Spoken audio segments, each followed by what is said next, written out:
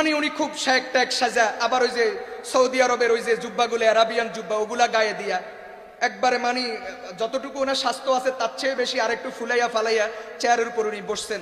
বসা বসা ওই অফিসের বস যিনি, ওই স্যারের সাথে বসের সাথে উনি কথাবার্তা জোড়াইছেন। এক পর্যায়ে বলতে বলতে তিনি এটাও বলা শুরু করছেন, কাজা নামাজ বলতে শরীয়তে কোনো নামাজ নাই। এটা বলার পরে বিশ্বাস করবেন আমি আর নিজেরে মানে আর কন্ট্রোল করতে পারিনি। এতক্ষণ পর্যন্ত আমি শুনতেছি, আমি চিন্তা করলাম আমি বয়সে ছোট, এখানে আরো দুইজন আলেম আছে আর এখানে একজন ভদ্রলোক বসা আছে। এখন আমি যদি উনার সাথে যদি তর্কে বিতর্কে যাই তো ভদ্রলোক মনে করবে হুজুরকে মিল নাই, হুজুররা কামড়া কামড়ি করে। বিশ্বাস করেন আমি চুপ করে বসে রয়েছি। যখন দেখলাম যে এক পর্যায়ে তার দুঃসাহস কি, দুঃসাহস এ পর্যায়ে শরীয়তে কাজা নামাজ বলতে কোনো কাজাই নাই, নামাজই নাই। বিশ্বাস করবেন এটা বলার পরে আমি আর সহ্য করতে পারি নাই। আমি সাথে সাথে আমার চেয়ার থেকে দাঁড়ালাম। আমি কি বললেন আপনি, কি বললেন বলছি। আর উনি কয় তুমি কে, আমার ডাইরেক্টে বাবু তুমি কে। তখন ওই ভদ্রলোক যার অফিস উনি চিনেন, তো উনি বলতেছে এমনি এমনি আমাদের লক্ষ্মীপুরের একজন, এইভাবে উনি উনার মতো করে বলছে। বলার পরে এখন আমি চিন্তা করলাম এই ভদ্রলোকরে কাজ করতে হলে, শায়েখেরে কাজ করতে হলে নিজের একটু তুলতে হবে। আমরা সাধারণত অভ্যাস, আমরা কোথাও আমাদের পরিচয় দিতে চাই না। আমারে অনেকে ফোন দিয়া জিজ্ঞাসা করে আপনি কি মুফতি অমুক সাহেব, তা আমি বলি আমি শুধু অমুক। আমি কখনো, এটা আমাদের অভ্যাস, আমাদের ওস্তাদে আমাদেরকে এভাবে শিখেছেন, নিজেকে ছোট করা, নিজেকে গোপন রাখা, এটা আমাদের ওস্তাদের সবক। লাভ কি হবে, আমি খুব ফুলাইলাম, খুব ফাফাইলাম, খুব পরিচিত হলাম, খুব ভাইরাল হলাম, মালিক যদি কবুল না করেন ফিটের সামনে থাকবে। এখন আমি চিন্তা করলাম না, এই ভদ্রলোকেরও তো আজকে সাইজ করতে হবে। আমি সাথে সাথে বলে উঠলাম, আমি বললাম আচ্ছা শায়েখ আপনার কাছে আমার প্রশ্ন, আপনি হাদিসের কোন কিতাব পড়ান? এই প্রথম প্রশ্ন রাখলাম, আপনি হাদিসের কোন কিতাব পড়ান? কয় না আমি তো হাদিসের কিতাব পড়াই না। কি করেন? আমি ব্যবসা করি। ও আচ্ছা, তো আগে পড়াইছেন নি? কয় জি না পড়াই নাই। কি করছেন? আমি সৌদি আরব ছিলাম। ছিল সৌদি আরব, খেয়াল করে শুনেন, আমি হুবহু শব্দ নকল করতেছি। ছিল সৌদি আরব, হাদিসের কিতাব আগেও পড়ায় নাই, বর্তমানেও কি করে না, পড়ায় না। তা আমি বললাম তাহলে একটু আমার পরিচয়টা নেন। আমি বললাম আমি বাংলাদেশের ঐতিহ্যবাহী প্রতিষ্ঠান, 120 বছরের প্রতিষ্ঠান বটতলী মাদ্রাসা। আমি বটতলী মাদ্রাসাতে হাদিস পড়াই, মানুষ আমারে মুহাদ্দিস বলে। আমি হাদিসের কিতাব তখন পড়াইতাম, এখন তো মুসলিম পড়াই, তখন আবু দাউদ পড়াইতাম।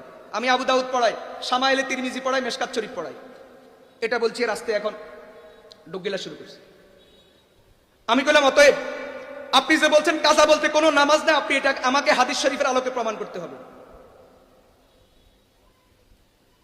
এটা বলার পরে এখন সে এখন আমার সাথে ইয়ে করতে চাইতেছে, লিয়াজু করতে চাইতেছে। কেন আপনি তো একজন আলেম মানুষ, আপনি হাদিস সম্পর্কে ভালো বুঝেন, আপনি হাদিস পড়ান। আমি সাথে সাথে এটাও বলছি, তখন আমার 10 বছর চলে সম্ভবত শিক্ষকতার বয়স। আমি বলছি আমি 10 বছর হাদিস পড়াই এবং 10 বছর আমি 3টা কিতাব পড়াই, শামাইলে তিরমিজি পড়াই, আবু দাউদ শরীফ প্রথম খণ্ড পড়াই, মেশকাত শরীফ প্রথম খণ্ড পড়াই। আপনি হাদিস থেকে প্রমাণ করেন কাজা বলতে কোনো শব্দ নাই, বলেন।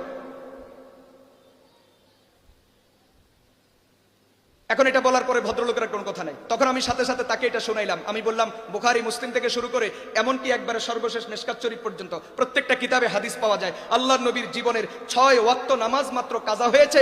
আল্লাহর নবী ওই নামাজগুলা পরবর্তীতে জামাতের সাথে, একা নয়, সাহাবায়ে কেরামকে নিয়ে জামাতের সাথে আযান ইকামত দিয়া 6 ওয়াক্ত নামাজ কাজা করেছেন। আপনি কোন দলিলের ভিত্তিতে বলেন যারা নামাজ পড়ে না অতীতের জীবনের নামাজের কাজা লাগবে না? হাদিস শরীফ থেকে প্রমাণ করতে হবে, না হয় আমি আপনাকে এখান থেকে উঠতে দিব না, বলছি আজকে। এখন এটা বলার পরে যেই ভদ্রলোকের অফিসে, ভদ্রলোক তো বুঝছে অবস্থা খারাপ। এখন ভদ্রলোকে আমারে এক পর্যায়ে বলতেছে হুজুর যা বুঝার আমি বুঝে গেছি, আপনি থামেন, বুঝছি।